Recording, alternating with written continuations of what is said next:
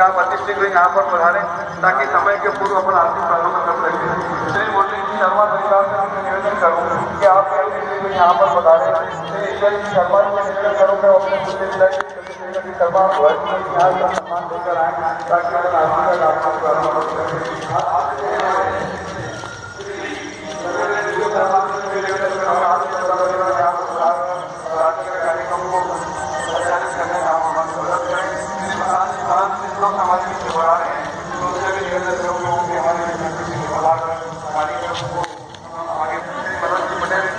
हमारे ट्रस्ट के सम्मानित अध्यक्ष जी जो आप हैं, निवेदन करूँगा आप आए हमारे ट्रस्ट के सम्मानित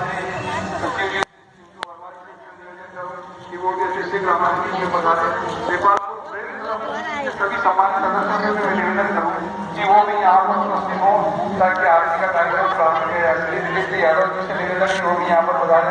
श्री सुदर्शन वोटाला जी से निवेदन कि वो भी आरती के यहाँ पर पधारे।